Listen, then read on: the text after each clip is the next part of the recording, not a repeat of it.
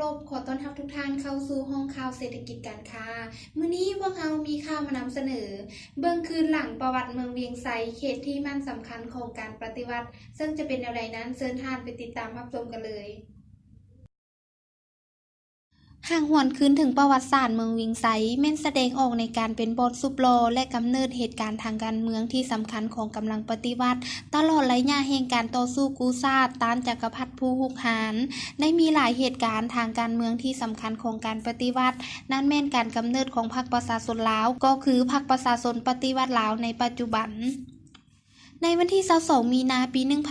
1955 การกำเนิดของพรรคประชาชนลาวซึ่งเป็นขีดหมายแห่งการขยายตัวใหม่และเป็นบาทเดียวที่สำคัญในประวัติศาสตร์ของการปฏิวัติลาว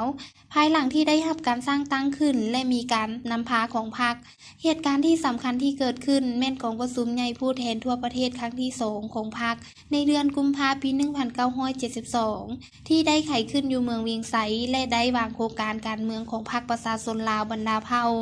ในการนำพาต่อสู้กู้ชาตินับแต่นั้นมาเมืองเวียงไสจึงถือเป็นศูนย์กลางทางด้านการเมืองการทหารเศรษฐกิจวัฒนธรรมสังคม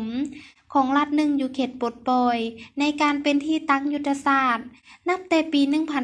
1961 ถึงปี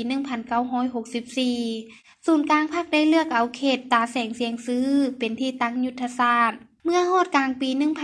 1964 ได้ยกย้ายจากตาแสงเสียงซื้อมาอยู่ถ้ำหินลองกูนาไกเมืองเวียงไซในปัจจุบันเพื่อสร้างสำนักงานศูนย์กลางพรรคและแนวราวรักษาเฮ็ดให้กำลังรักษามีที่ตั้งยุทธศาสตร์ที่แน่นแกนในนั้นทางด้านการเมืองก็มีระบบการเมืองขั้นศูนย์กลางมีศูนย์กลางพรรคศูนย์กลางแนวราวรักษาและบรรดาองค์การจัดตั้งมหาชนขั้นที่เป็นศูนย์กลางแห่งการชี้นำพาต่ออำนาจการปกครองท้องถิ่น 12 แขวงในทั่วเขตปลดปล่อยของกำลังรักษาซึ่งความ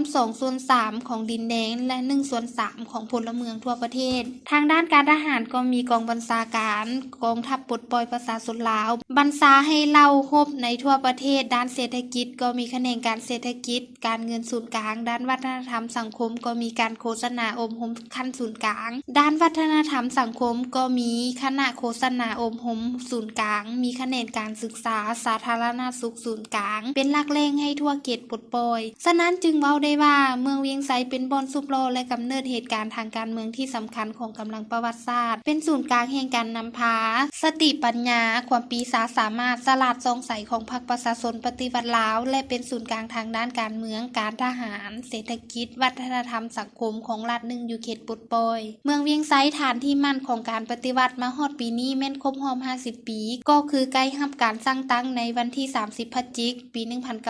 1968 ดังนั้นจะมีพิธีเฉลิมฉลองอย่างยิ่งใหญ่ในมื้ออื่นก็คือวันที่30พฤศจิกายนอยู่ตัวเมืองเวียงไสแขวงหัวพัน